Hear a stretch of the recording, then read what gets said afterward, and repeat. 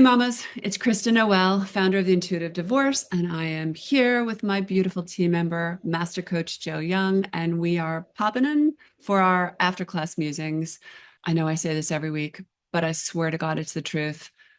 We just have the most beautiful, heartfelt, moving, intentional, aligned, intuitive conversations. We never know where they're going to go, but they always go someplace powerful.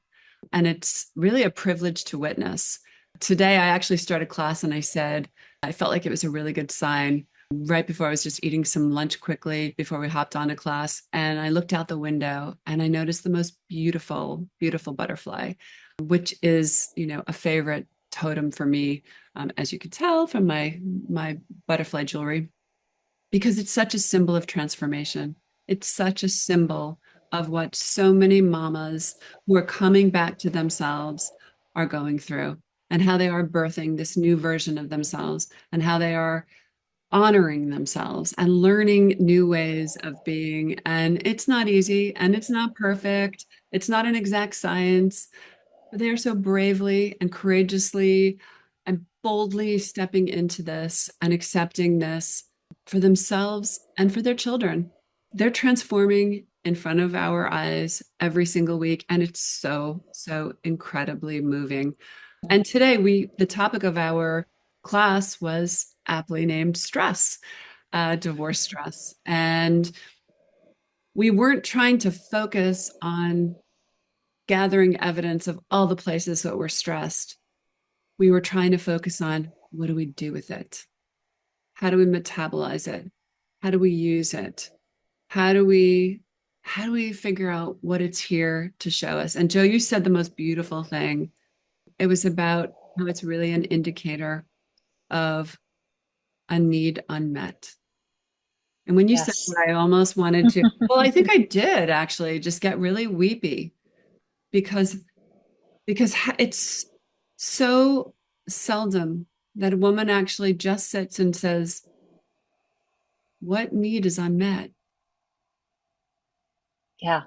We're so busy filling everyone's needs around us that we forget that we are human, which means we innately have needs.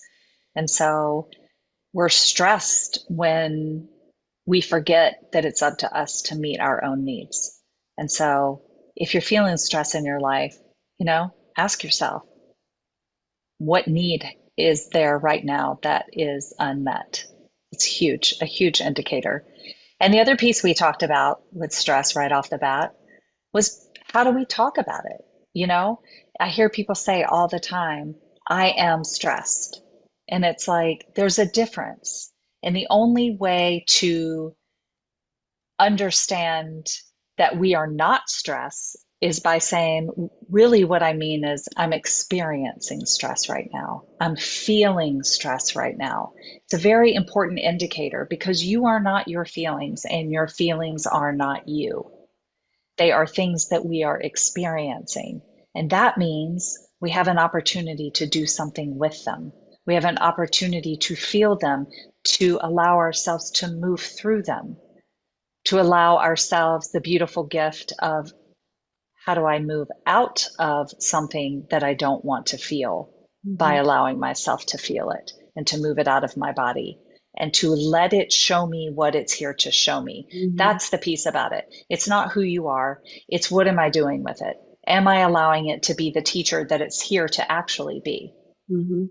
Yeah. Oh, you always have this beautiful way of really helping us make that distinction.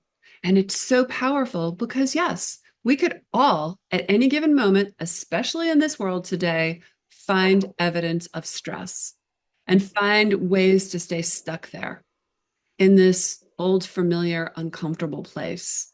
And this is, again, the distinction isn't that we're trying to bypass it, because as Joe always brings us back, it's like we're going to feel the feelings as long as the feelings need to be felt. That's right. Because it's, That's right. listen, yes, divorce, synonymous with stress, mainly because it's flexing new muscles. Mainly it's because it feels a little squirmy. Oh my God, I'm honoring my needs. Oh, I'm allowed to have needs. I'm allowed Yeah. to ask for help. I'm allowed to be human. This reminds me of the story today. We were talking with one of the mamas where she's really having a difficulty with a child that's having some separation anxiety. And luckily she has some support. And the therapist was bringing into the session with this child, you know, mom is not just a mom. She's also a friend and she's a coworker and she's a daughter, and she's all these other things. And so mom has needs too. And mom needs to have a play date with her friends. Mom needs to go to the gym, or mom needs to go to yoga class, or whatever it is. And it's like, so normalizing. Sometimes I think we add so much pressure on ourselves because we feel like we can't share that we have needs.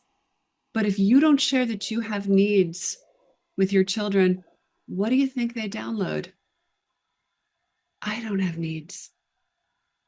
I'm not Or allowed. it's not safe to have needs, It's or not it's safe. not okay to have needs, Or there's something wrong if I have needs. right? Something needs to be fixed. Something is broken. So it's like we Okay. forget sometimes. And there's not a mother in the intuitive divorce community that would ever want to model that for her children. But that's exactly what we're doing when we try to pretend that everything is okay. We had another mom in the group today was like really breaking down because she was just fatigued from keeping up the facade.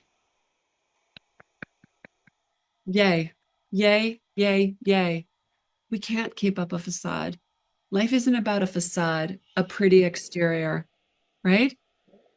Yeah. Yes. It's like her stress is totally there to show her that I've had enough of that. Our energy, what we're really feeling, doesn't lie. Mhm. That's the thing. We think we can put on all these facades and we work our rear ends off in order to create what we think marriage is supposed to look like, motherhood's supposed to look like, being a homemaker is supposed to look like, being a professional is supposed to look like, as opposed to going, what about what it really is? We're not taught to really tap into the reality of things. We're taught very early that this is how you behave at school, this is how you behave at home, right? Very rarely are people raised with, how are you really feeling? What's going on here? And so it's up to us as And what do adults you to need in this normalize that. moment? What Yes. you brought that in today, which was so powerful. It's like, and then what we love watching is like we can like literally see the wheels turning in the mamas, and they're like, yeah, I'm now going to say to my kid instead of like, how are you feeling? If my kid is spiraling out or really stressful, it's like, what do you need in this moment? Because when we start having conversations with our kids where they can't answer yes and no, we start getting, the wheels turning. We start facilitating a new conversation, a new way of being. We start normalizing feelings. And, this whole divorce situation, there's a whole picture here because there's a whole you and a whole life with a lot of aspects. And it doesn't have to just be a plate of stress that's overflowing. And you do get to honor yourself and to take care of yourself and to support yourself and be present for your And kids to have needs and have needs and and have needs. keep your divorce on track because it's going Yes. to take all of those things. If you don't keep your divorce on track, you're sort of abandoning yourself and you're eventually going to be seething about that because it's like we see it. Listen, timing is individual, but the more we bypass or the more we delay or the more we don't get our ducks in a row or the longer we push something out, the more we deny what we need. And so in this program, listen, we are right in there talking about strategy. We care about prudent decisions.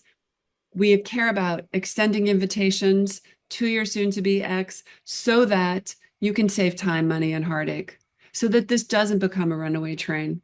But most of all, this is really about learning a new way of showing up and moving through your life. Yeah, absolutely. And so the most powerful question that we can share with you today is, what do you need right Mhm. now in this moment? What can you give yourself? This is where you also get to reparent yourself. We were saying, ask your children this, normalize it. But you can't normalize it if it's not normal for you first, mama. Mhm. So start with asking yourself, what do I need right now in this moment? What support can I ask for? Where is there an unmet need that might be causing you stress? And Mm. pay attention to the answer. Don't shove it aside. Yeah, I mean, It it's doesn't get easier. right. It just grows. Yeah, that's Shoving right. it in, it just grows, right? So yes, and we That's always right. say it starts with awareness, and it's okay. Listen, nobody likes stress, and life will throw you curveballs, whether you're in a divorce or you're not in a divorce, right? We also ended class this way. We're saying if you want to gather evidence of the places where you've acknowledged, yeah, this sucks right now. I really don't like what's going on. So I'm going to contemplate what could I do to support myself in this moment and shift out of this? Because when you start to gather that evidence, you can lean on it the next time that life throws you a little stress, tosses a little stress into onto your plate, and you'll move faster.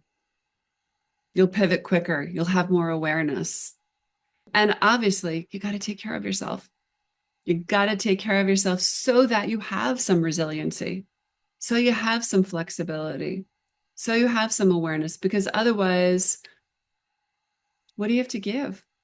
What do you have to give to your children? What do you have to give to your divorce? It starts with you, mama. So that's why this work is so important. Yes, Mm, it's about your divorce. Yes, it's about the strategy. Yes, it's about all of those aspects, but it really starts here with you. yeah. And the other thing I want to add, because we'd be remiss not to talk about this, but we also got to celebrate some big wins today with one of our mamas who just, I think it was 4 or 5 short weeks ago, came in and said, I feel like I'm at rock bottom. And today she showed up and looked like a different person, You look like a butterfly. She looked spoke like a like a different butterfly. person.